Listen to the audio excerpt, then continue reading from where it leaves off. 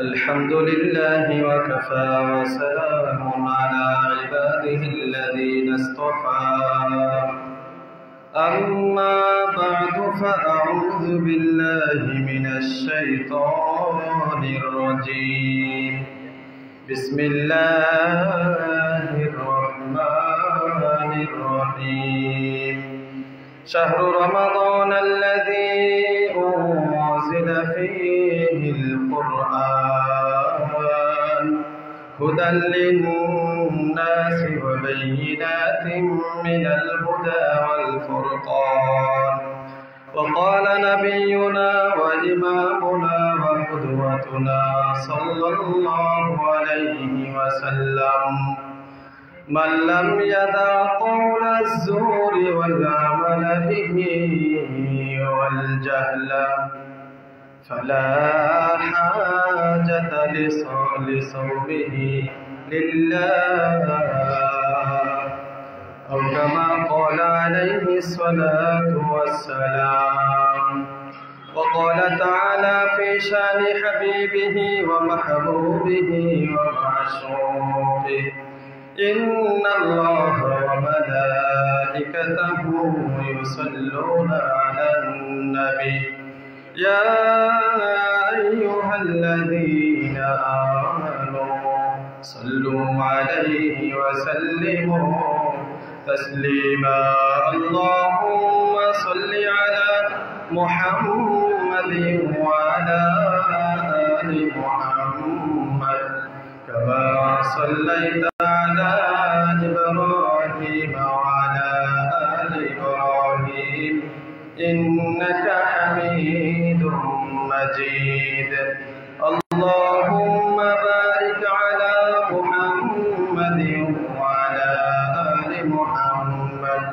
كما باركت على إبراهيم وعلى آل إبراهيم إنك حميد مجيد بلغ العلا بكماله كشف الدجى بجماله حسنت جميع خصاله صلوا عليه وآله سبحانك لا علم لنا إلا ما علمتنا إنك أنت العليم الحكيم اللهم إني أعوذ بك من شر سمعي ومن شر بصري ومن شر لساني ومن شر قلبي ومن شر مني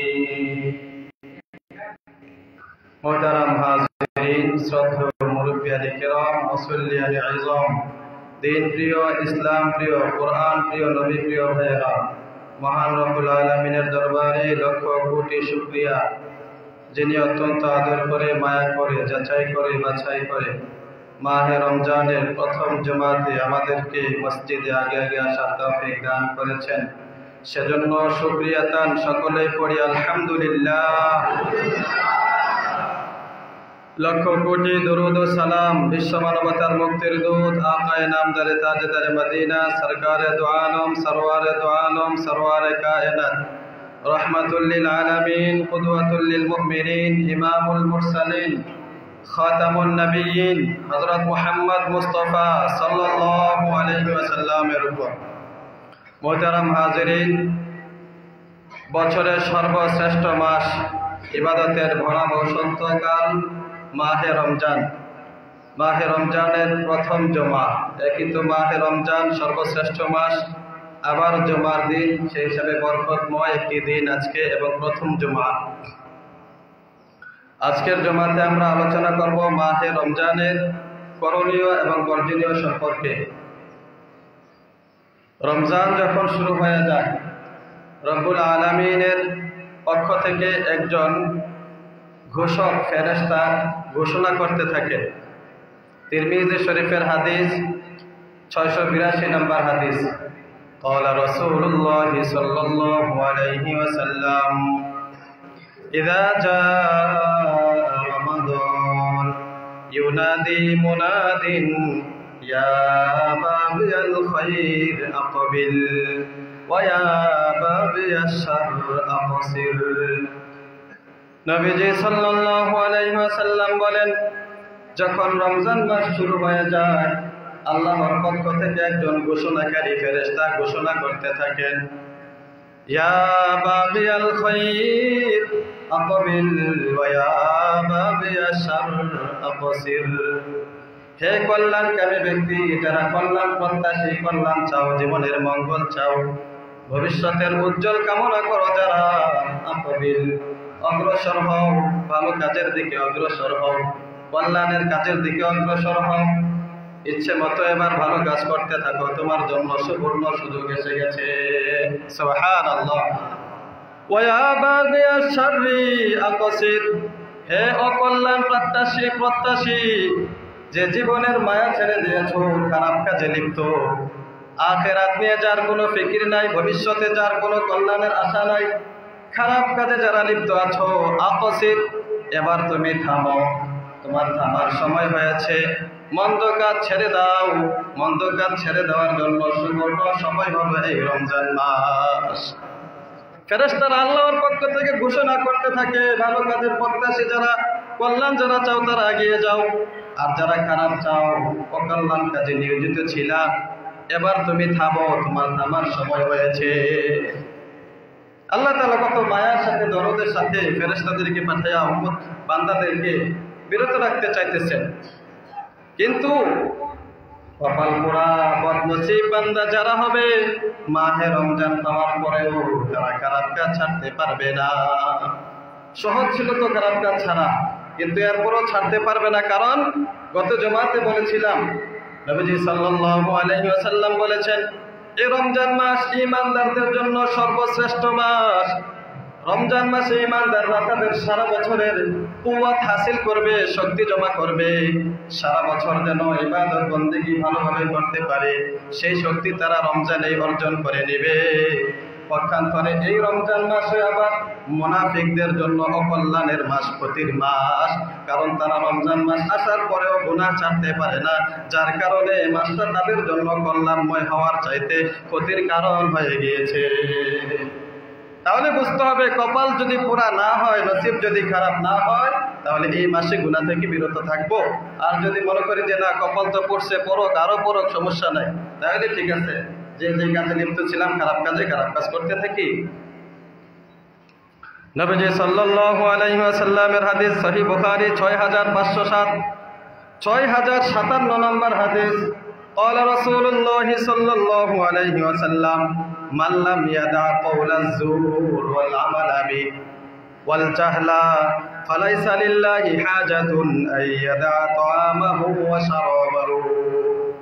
নবীজি সাল্লাল্লাহু আলাইহি ওয়াসাল্লাম বলেন, যে ব্যক্তি রমজানের রোজা রাখার পরেও মিথ্যা কথা ছাড়তে পারলো না, ওয়াল আমালা বিহি, অশ্লীল কাজ, অন্যায় কাজ ছাড়তে পারলো না, আগে যেমন ভেজাল করতো এখনো ভেজাল করে, খারাপ কাজে আগে লিপ্ত ছিল, মাহে রমজানও লিপ্ত আছে, রোজা রেখে তারপরও সে মিথ্যা ছাড়তে পারে না, খারাপ কাজ ছাড়তে পারে না। ওয়াল জাহলা, জাহাল মানে হলো মূর্খতা সুলভ আচরণ ছাড়তে পারে না। রমজানের আগেও হিংসা বিদ্বেষ ছিল, রমজানের আগেও মানুষের গীবত করত, মানুষের নামে বদনাম করত, একজনের ভালোটা সহ্য হইতো না, একজনে ভালো কিছু করে ফেলে এটা তার সহ্য হয় না। রমজান আসার পরেও সে এই আকামে লিপ্ত আছে, অপকর্মে লিপ্ত আছে। নবীজি সাল্লাল্লাহু আলাইহি ওয়াসাল্লাম বলেন, ফালাইসা লিল্লাহি হাজাতুন, আল্লাহ তাআলার কোনো প্রয়োজন নাই, আইয়াদা তাআমাহু ওয়া শারাবাহু, যে সে তার খাবার পানীয় ছেড়ে দিয়েছে, এই উপবাস থাকতেছে, এটা আল্লাহ তাআলার কোনো দরকার নাই।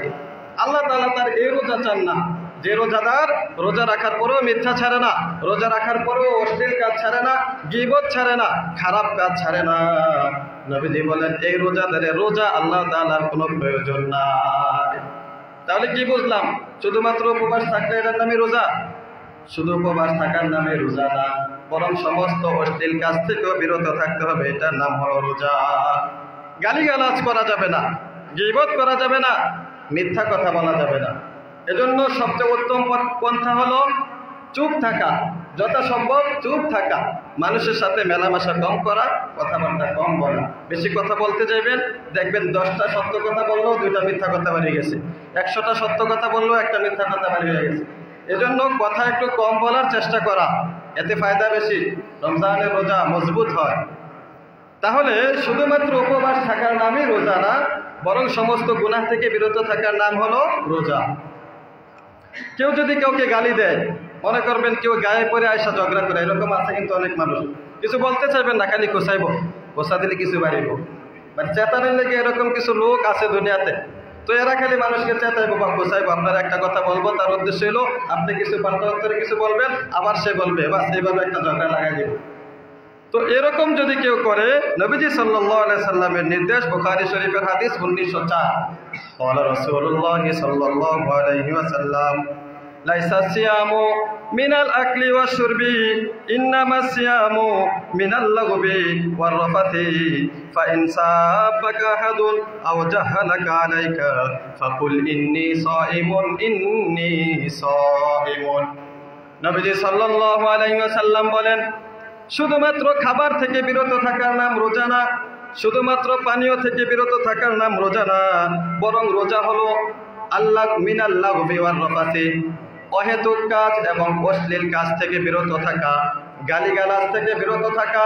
ফাইন সাবাকা আহাদুন, ও আমার উম্মত, যদি তোমাকে কেউ গালি দেয়, তুমি তার সাথে ঝগড়া করতে চাও না, এরপরও এসে ঝগড়া করতে চায়, ফাকুল ইন্নী সাইমুন ইন্নী সাইমুন, তাহলে তুমি তাকে সোজা বলে দিবা যে আমি রোজাদার, আমি রোজাদার। মানে তোমার সাথে ঝগড়া করার মতো সময় আমার নাই, বা তোমার সাথে ঝগড়া করার মতো, গালিগালাজ করার মতো মন মানসিকতা এখন আমার নাই, আমি রোজাদার। নবীজি সাল্লাল্লাহু আলাইহি সাল্লাম আমাদেরকে শিক্ষা দিয়েছেন। তাহলে মাহে রমজানে গালিগালাজ করা যাবে না, ঝগড়া লাগা যাবে না, মিথ্যা কথা বলা যাবে না, গীবত করা যাবে না। কেউ যদি করতে চায় বলে দিতে হবে আমি রোজাদার। নবীজি সাল্লাল্লাহু আলাইহি সাল্লাম এই কথাটা 3 বার বললেন। সাহাবী বললেন, ক্বালাহু সালাসান, আল্লাহর হাবিব সাল্লাল্লাহু আলাইহি সাল্লাম গুরুত্বপূর্ণ কোনো কথা যদি বলতেন তাহলে 2 থেকে 3 বার বলতেন। তাহলে এই কথাটা নবীজি 3 বার বলছেন যে উম্মত, তোমাকে কেউ গালি দিলে বা রোজা অবস্থায় ঝগড়া করতে আসলে তুমি বলবা ইন্নী সাইমুন, ভাই আমি রোজাদার, আমি তোমার সাথে ঝগড়া করতে পারবো না। তাহলে এভাবে রমজানের সময়টাকে কাজে লাগাতে হবে, রোজাকে দামি বানাতে হবে। রোজা জাহান্নাম থেকে বাঁচার জন্য ঢাল স্বরূপ। গত জুমাতে আমরা বলেছিলাম আস-সাওমু জুন্নাতুন, রোজা হলো জাহান্নাম থেকে বাঁচার জন্য ঢাল স্বরূপ।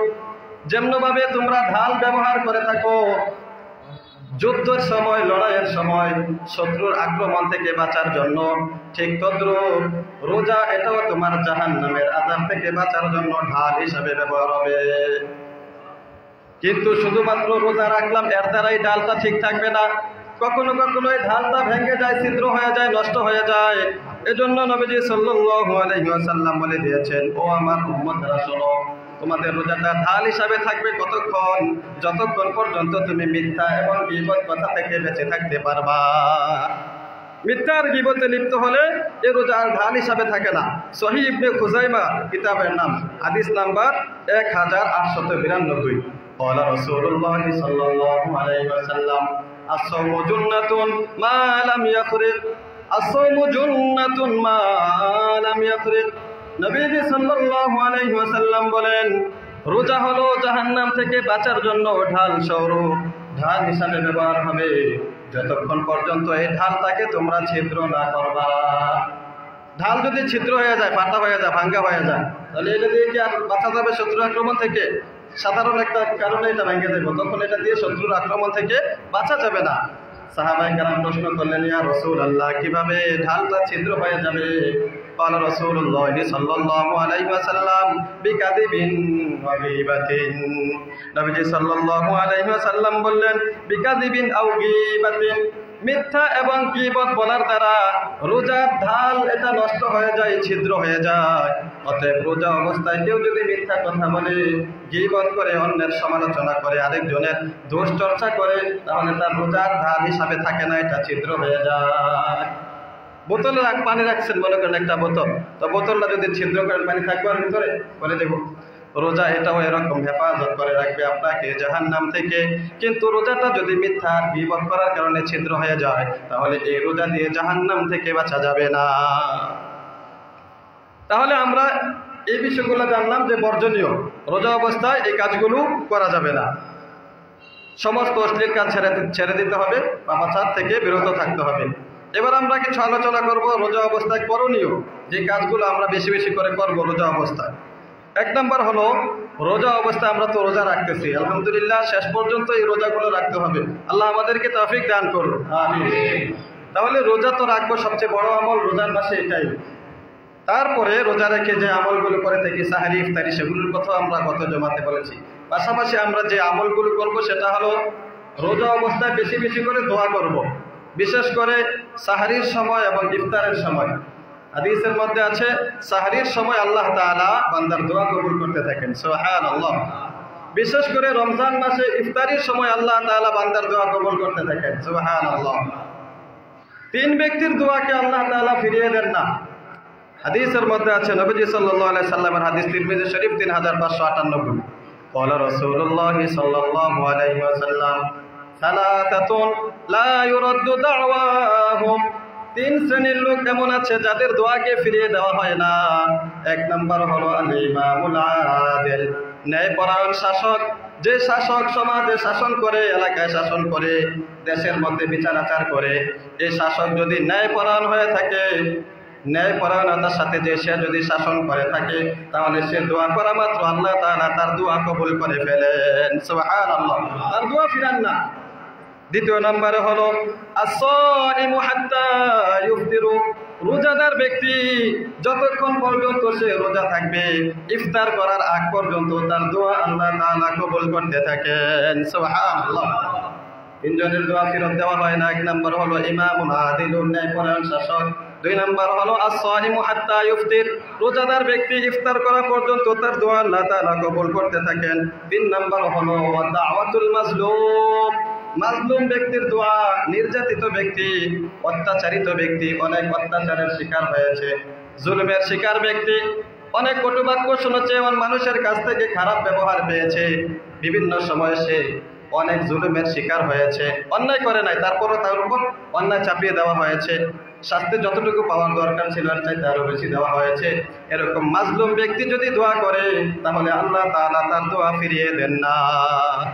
এজন্য তার হাদিসের মধ্যে আছে ইত্তাকি দাওয়াতাল মাজলুম, মাজলুমের দোয়া থেকে তোমরা বিরত থাকবা, মাজলুমের বদদোয়া থেকে বিরত থাকবা।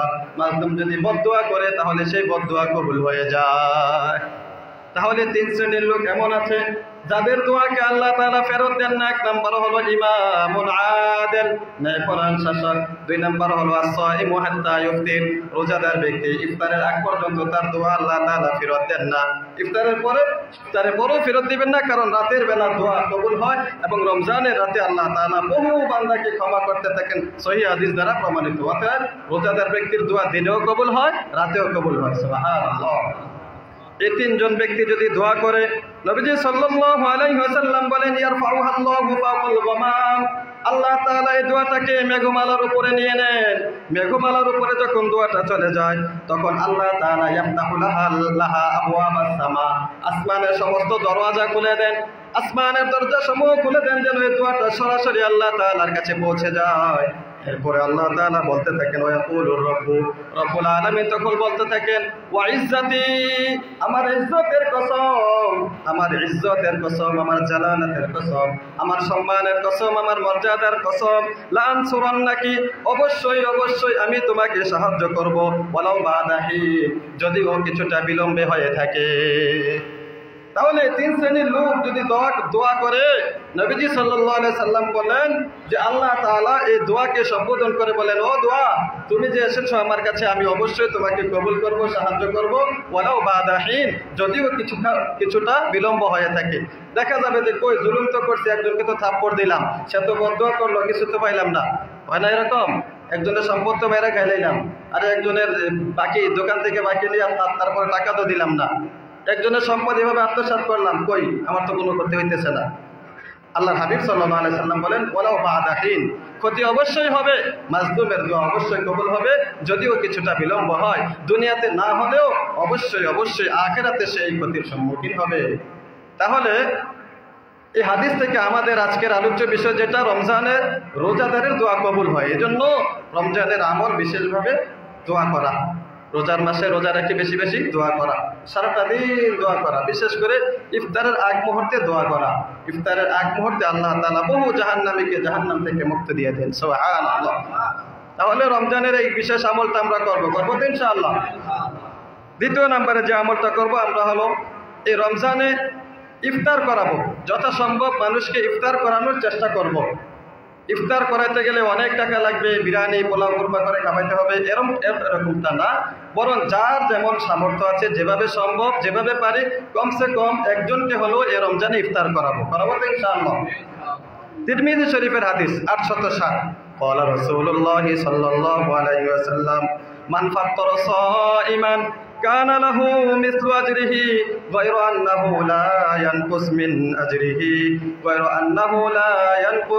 আজরি সাইমি শাইআ। নবীজি সাল্লাল্লাহু আলাইহি ওয়াসাল্লাম বলেন, যে ব্যক্তি কোনো রোজাদার ব্যক্তিকে ইফতার করায়, কোন রোজাদারকে ইফতার করালো, তাহলে ওই রোজাদার ব্যক্তি রোজা রেখে যে সওয়াব অর্জন করেছে, যে ইফতারি করাইলো, সেও এই পরিমাণ সওয়াব পেয়ে যাবে, সুবহানাল্লাহ। গায়রা আন্নাহু লা ইয়ানকুস মিনাস সাইমি শাইআ, তবে যিনি রোজা রেখেছে তার সওয়াব থেকে কিছু কমানো হবে না। এমন না যে যাকে ইফতার করাইলাম তার সব সওয়াবটা আমি নিয়ে নিলাম, তো এখন মনে হয় ওনার আর সওয়াব হবে না। না, ওনার সওয়াব উনি রোজা রাখার কারণে পরিপূর্ণই পাবেন, সাথে সাথে আমি ইফতারি করার কারণে আমিও এই পরিমাণ সওয়াব পেয়ে যাবো, সুবহানাল্লাহ। তাহলে এই আমলটা আমরা মাহে রমজানে করতে পারি, দোয়া করব বেশি বেশি এবং যত সম্ভব মানুষকে ইফতার করাবো। নবীজি সাল্লাল্লাহু আলাইহি ওয়াসাল্লাম বলেন, যদিও ওয়ালাউ বিশুরবাতি মাইন ওয়ালাউ বিশুরবাতি লাবানিন, এক ঢোক পরিমাণ দুধ দিয়ে হলো ইফতার করাও, এক ঢোক পরিমাণ পানি দিয়ে হলো তোমরা ইফতার করাইবা, তাহলে ফজিলত পেয়ে যাইবা। তাহলে পানি দিয়েও ইফতার করালে এই ফজিলত পাওয়া যায়। এখন তো আমাদের পানি বেশি একটা প্রয়োজন হয় না, এজন্য যে শুধু পানি দিয়ে ইফতার করাবো এমন না, একটু টাকা পয়সা খরচ করাইতে পারলে তো যত বেশি খরচ করা যায় ততই ফায়দা। এজন্য চেষ্টা করব, এটা দেখায় আবার সবার সামনে সবাইকে একসাথে করে দিতে হবে এমন না, গোপনে অথবা পরিচিত অপরিচিত রাস্তাঘাটে যাকে পাইলেন, পথিক অথবা ভিক্ষুক বা যে কোনো একজনকে আপনার মন চাইলো এভাবে ইফতারি কিছু টাকা দিয়ে দিলে এর দ্বারাও এই সওয়াব পেয়ে যাবে। রমজানে যে আমলটা করা, বিশেষ করে সাহারির সময় যখন আমরা ঘুম থেকে উঠি, একটু সময় নিয়ে তাহাজ্জুদের নামাজ পড়া। তাহাজ্জুদ এমনিতেই সারা বছরের জন্য আমল, ফজিলতপূর্ণ আমল, বিশেষ করে মাহে রমজানে এই আমলটা হাতছাড়া না করা। কারণ অন্য সময় এই সময় আমরা উঠতে পারি না অনেকেই ঘুমের কারণে, কিন্তু রমজানে তো বাধ্য, এই সময় অবশ্যই উঠতে হয়।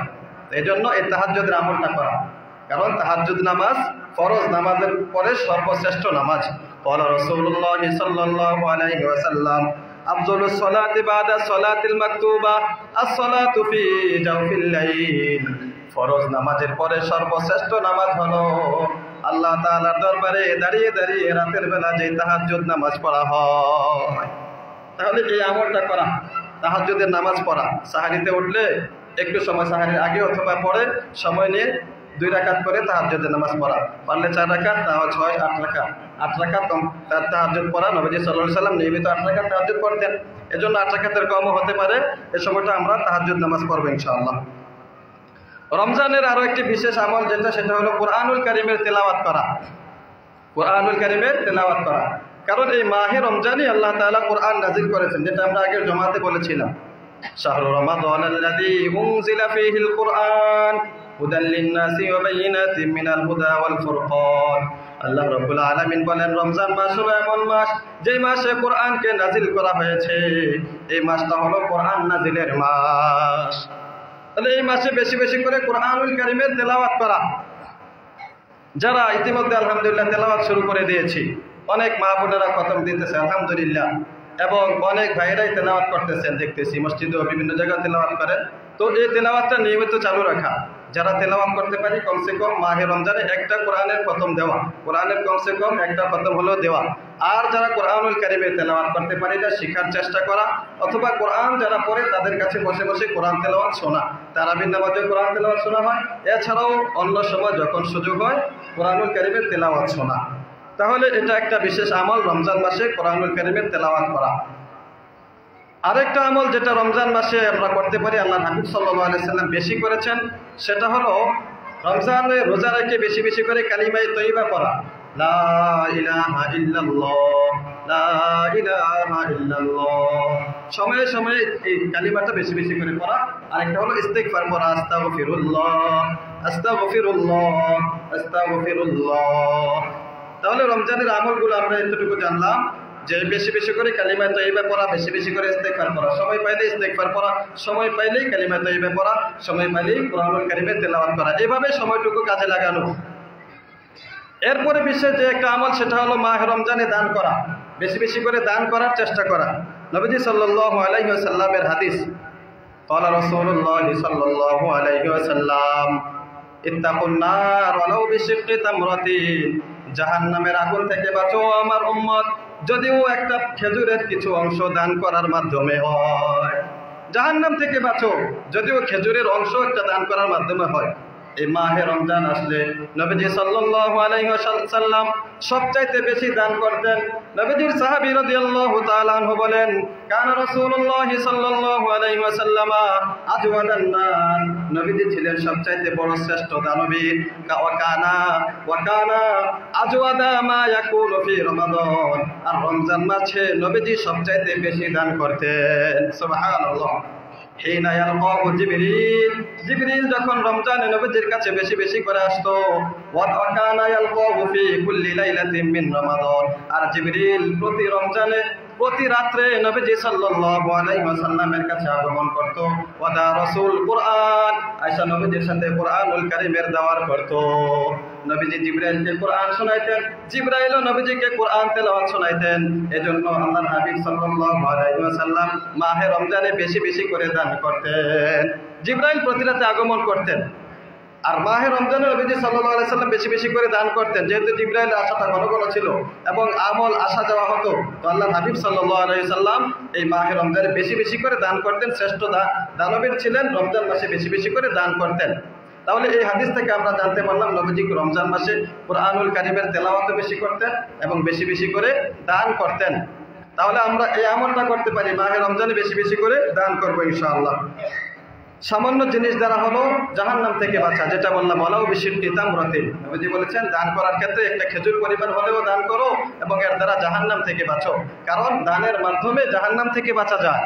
ক্বালা রাসূলুল্লাহ সাল্লাল্লাহু আলাইহি ওয়াসাল্লাম আস-সাদাকাতু তুতফিউল খাতিআ কামা ইউতফিউল মাউন নার, সদকা করার দ্বারা গুনাহ মাফ হয়ে যায় যেমনি ভাবে পানি আগুনকে নিভিয়ে দেয়। সুবহানাল্লাহ। অনেক আগুন জ্বলতেছে, তো পানি দেওয়ার কারণে দেখা যায় আগুন নিভে যায়। আল্লাহর হাবিব সাল্লাল্লাহু আলাইহি ওয়াসাল্লাম বলেন সদকা করার কারণেও মানুষের গুনাহ এভাবে নিভে যায়, গুনাহ এভাবে ধুয়ে মুছে সাফ হয়ে যায়। তাহলে জাহান্নাম থেকে বাঁচার সুবর্ণ সুযোগ হলো এই মাহে রমজান এবং এই মাহে রমজানে দান করা। দান করার মাধ্যমে জাহান্নাম থেকে বাঁচা যায়। দান করার মাধ্যমে আল্লাহ তাআলার রাগ, গুসা, আযাব, গজব দূর হয়ে যায়। সুবহানাল্লাহ। قال رسول الله صلى الله عليه وسلم الصدقة تطفئ غضب الرب, দান এটা আল্লাহ তাআলার গজব এবং রাগকে নিভিয়ে দেয়, দূর করে দেয়। দান করার কারণে দেখা যায় অনেক বিপদ আসার কথা ছিল, তো দানের কারণে আল্লাহ তাআলা সেই বিপদটাকে দূর করে দেন। তাহলে রমজান মাসে বেশি বেশি করে দান করার চেষ্টা করা। সদকা অনেক সময় দান করার ক্ষেত্রে আমরা মনে করি যে আমার তো টাকা পয়সা নেই, কিভাবে দেব। আল্লাহর হাবিব সাল্লাল্লাহু আলাইহি ওয়াসাল্লাম চমৎকার একটি হাদিস বলেছেন।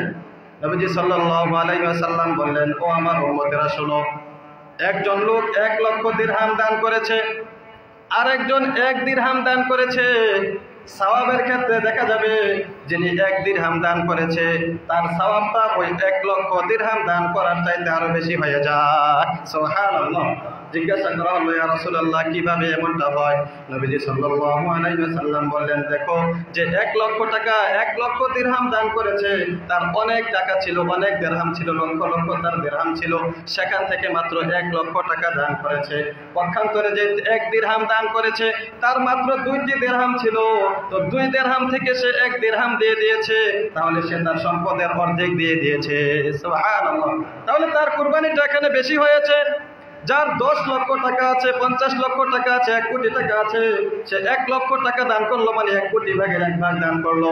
আর যার 2 টাকা আছে, 1 টাকা দান করলো মানে সে সম্পদের অর্ধেক দিয়ে দিল। তাহলে তার কুরবানিটা এখানে বেশি না? এজন্য দান করার ক্ষেত্রে সম্পদ থাকতেই হবে, আমি দানবীর হতে হবে, অনেক টাকা পয়সার মালিক হতে হবে এমনটা নয়, বরং যার যেমন সামর্থ্য আছে সেখান থেকে দান করা, এর মাধ্যমেই আল্লাহ তাআলার জাহান্নামের আযাব থেকে বাঁচা সম্ভব হয়ে যায়। তাহলে দানের ক্ষেত্রে এটা মনে না করা যে আমার তো টাকা পয়সা নাই।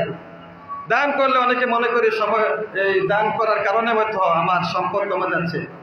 কথার কথা, জাকাত আসছে একজনের 10 লক্ষ টাকা, সে এবার মনে করতেছে ব্যবসায়ী 10 লক্ষ টাকা যদি আমি জাকাত না দিয়ে রাখা দিই তাহলে তো আমার টাকাটা থাকলো। অথচ আল্লাহ হাবিব সাল্লাল্লাহু আলাইহি সাল্লাম বলেন, দানের দ্বারা, যাকাতের দ্বারা মানুষের সম্পদ কমে না, বরং এর দ্বারা আল্লাহ তাআলা সম্পদ বাড়িয়ে দেন। সুবহানাল্লাহ। কুরআনুল কারীমে স্বয়ং রব্বুল আলামিন বলেছেন, ওয়া মা তুনফিকু মিন খায়রিন ফালিআনফুসিকুম, তোমরা যে কল্যাণের জন্য যে সম্পদ দান করে থাকো আল্লাহর রাস্তায়, আল্লাহর সন্তুষ্টির জন্য দান করে থাকো, ফালিআনফুসিকুম, এগুলা নষ্ট হয়ে যায় না, বরং তোমাদের জন্য এগুলা জমা হয়ে থাকে। সুবহানাল্লাহ। জমা হয়ে থাকার দুটি অর্থ, দুনিয়াতে আল্লাহ তাআলা এর বিনিময়ে আরো বাড়িয়ে দিবেন, 1 নাম্বার এটা। দ্বিতীয় অর্থ হলো আল্লাহ তাআলা আখিরাতে এটাকে বহুগুণ বাড়াইয়া দিবেন। সুবহানাল্লাহ। হাশরের ময়দানে যখন আমলনামা পড়তে দেওয়া হবে, বান্দার হাতে আমলনামা দিয়ে আল্লাহ বলবেন, ইকরা কিতাবাক কাফা বিনাফসিকাল ইয়াউম আলাইকা হাসিবা, বান্দা এবার তোমার আমলনামাটা তুমি পড়ো।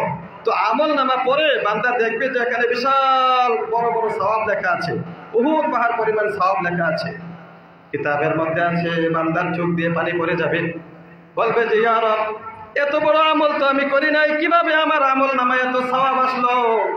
নবীজি বলেন, তখন আল্লাহ তাআলা বান্দার উত্তরে বলবেন, ও বান্দা শোনো, তুমি যে উটের বাচ্চা বা গরুর বাচ্চা যখন লালন পালন করো, ছোট থেকে বাচ্চাটাকে পালতে পালতে পালতে পালতে বিশাল বড় একটা গরু, একটা উট বানিয়ে ফেলো, তো তুমি আমার সন্তুষ্টির জন্য সামান্য কিছু দান করেছিলে আমার খুশির জন্য। ও বান্দা, তোমার উটের বাচ্চার মতন আমি এটাকে লালন পালন করতে করতে বড় করেছি, আর এই বড় করার কারণে আজকে তুমি এটাকে এত বড় আকারে দেখতে পাইতাছো। সুবহানাল্লাহ। তাহলে দান করেছিলাম মাত্র 1 টাকা, আল্লাহ সন্তুষ্টির জন্য ইখলাসের সাথে, নবীজি বলেন এটাকে হাশরের ময়দানে দেখা যাবে উহুদ পাহাড় পরিমাণ সওয়াব লেখা হয়েছে। বান্দা অবাক হয়ে জিজ্ঞাসা করবে, এত টাকা তো দান করি না, কিভাবে এত টাকার সওয়াব লেখা হলো? তো আল্লাহ বলবেন, তুমি যে আমার সন্তুষ্টির জন্য করেছিলা, এটাকে আমি বাড়াইতে বাড়াইতে এই পরিমাণ করেছি। সুবহানাল্লাহ। দান করতে কাউকে বাধা দেওয়া যাবে না, কেউ যখন কোথাও দান করতে চায় তাকে বাধা দেওয়া যাবে না। কঠিন হুঁশিয়ারি এসেছে সূরাতুল মুনাফিকুনের মধ্যে। আল্লাহ রাব্বুল আলামিন বলেন, হুমুল্লাযীনা ইয়াকুলুনা লা তুনফিকু আলা মান ইনদা রাসূলিল্লাহ হাত্তা ইয়ানফাদু। মুনাফিক যারা ছিল তাদের বৈশিষ্ট্য ছিল এটা, তাদের অপকর্মের একটা ছিল এটা যে তারা মানুষকে বাধা দিত, দান করবা না, দান করবা না। লা ইয়াকুলুন হুমুল্লাযীনা ইয়াকুলুন, ওই মুনাফিক হলো তারা যারা মানুষকে বলতো, লা তুনফিকু, তোমরা খরচ করিও না, আলা মান ইনদা রাসূলিল্লাহ, যারা রাসূলুল্লাহ সাল্লাল্লাহু আলাইহি ওয়াসাল্লামের কাছে থাকে তাদেরকে, অর্থাৎ সাহাবায়ে কেরামকে দান করবা না, হাত্তা ইয়ানফাদু, তাহলে দেখা যাবে তারা সাহাবায়ে কেরাম নবীজির কাছ থেকে দূরে সরে গেছে। নাউযুবিল্লাহি মিন যালিক। আচ্ছা, সাহাবায়ে কেরামকে দান না করলে কি সাহাবীরা নবীজির কাছ থেকে দূরে সরে যাবেন? এরকম মনে হয় আপনাদের? বরঞ্চ না খেয়ে দিনের পর দিন সাহাবায়ে কেরাম করেছিলেন শুধুমাত্র আল্লাহর হাবিব সাল্লাল্লাহু আলাইহি সাল্লামের সুহবতের জন্য। কিন্তু মুনাফিকদের অভ্যাস ছিল এটা যে মানুষকে ফেরত রাখতো। জানেন, সাহাবায়ে কেরাম যখন মক্কা থেকে হিজরত করে মদিনায় গিয়েছিলেন তখন তারা কিছুটা অভাবের মধ্যে ছিলেন, কারণ বাড়ি ঘর ধন সম্পদ সব তো মক্কা ছিল। মদিনায় যাওয়ার সময় তো তারা একেবারে নিঃস্ব হয়ে গিয়েছিলেন, অভাব অনটনের মধ্যেই ছিলেন। তো এই অবস্থায় কেউ যদি কিছু দান করতো, সহযোগিতা করতো, এটা তাদের জন্য অনেক উপকার হইতো। কিন্তু মুনাফিকরা এভাবে দান থেকে ফিরিয়ে রাখতো। তাহলে দান থেকে কাউকে ফিরিয়ে রাখা যাবে না, দান করার প্রতি উদ্বুদ্ধ করার কথা এসেছে, দান থেকে ফিরিয়ে রাখা এটা মুনাফিকদের লক্ষণ, এই কাজটা করা যাবে না। দানের মাধ্যমে আল্লাহ তাআলা বান্দার যে রোগ বিমার আছে সেগুলোও আল্লাহ তাআলা দূর করে দেন। সুবহানাল্লাহ। قال رسول الله صلى الله عليه وسلم দাউ মারদাকুম বিসসাদাকা। ও আমার উম্মতেরা, তোমরা তোমাদের অসুস্থ রোগীদেরকে চিকিৎসা করো সদকা করার মাধ্যমে।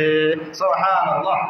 আমরা বুঝি চিকিৎসা করো হাসপাতালে নেওয়ার মাধ্যমে, চিকিৎসা করো বড় বড় ডাক্তারের কাছে যাওয়ার মাধ্যমে, এটা করা যাবে, এটা নিষেধ না। কিন্তু নবীজি সাল্লাল্লাহু আলাইহি ওয়াসাল্লাম আরো একটা ঔষধ বলে দিয়েছেন, সেটা হলো দাউ মারদাকুম বিসাদাকা। তোমাদের অসুস্থ রোগীদের জন্য তোমরা চিকিৎসা করবা সদকা করার মাধ্যমে। সদকা করলাম মানে ওষুধ কিনে আনলাম। আমার বাচ্চা অসুস্থ মনে করেন, তো আমি বাচ্চার সুস্থতার জন্য আল্লাহ তাআলার খুশির জন্য 100 টাকা সদকা করলাম। তার মানে হলো আমি 100 টাকার ওষুধ কিনে আনলাম। এবং এটা বিশ্বাস করতে হবে ফার্মেসির ওষুধের চাইতে এই ওষুধটা বেশি উপকারী হবে ইনশাআল্লাহ। কারণ আল্লাহ তাআলাকে স্বয়ং দেওয়া হচ্ছে, রোগ তো আল্লাহ তাআলাই দিয়ে থাকেন, আবার সুস্থ আল্লাহ তাআলাই করে থাকেন। তো আল্লাহ তাআলা যদি করে থাকেন, ওষুধের কোনো ক্ষমতা আছে এখানে?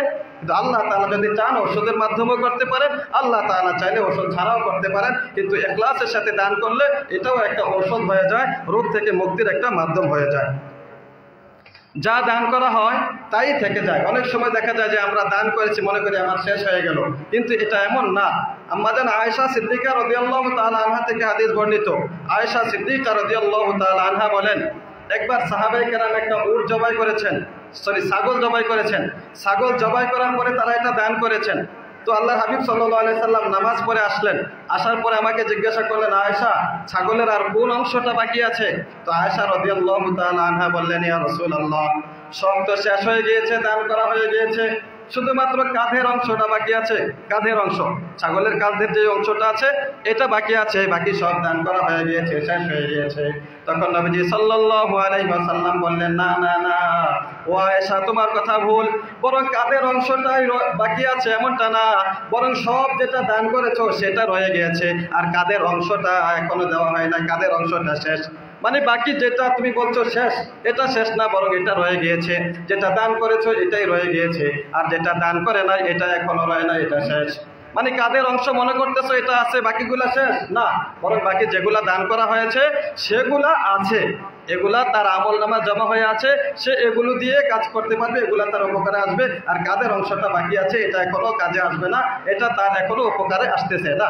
তাহলে আমরা বুঝতে পারলাম দান করার মাধ্যমে সম্পদ কমে না, দান করার মাধ্যমে সম্পদ শেষ হয়ে যায় না, বরং এটা থেকে যায়। আল্লাহ তাআলা আমাদেরকে যে কথাগুলো বললাম মাহে রমজানের আমল, করণীয় বর্জনীয়, এসবগুলোর উপর আমল করার তৌফিক দান করুক, আমিন। ওয়া আখিরু দাওয়ানা আনিল হামদুলিল্লাহি রাব্বিল আলামিন।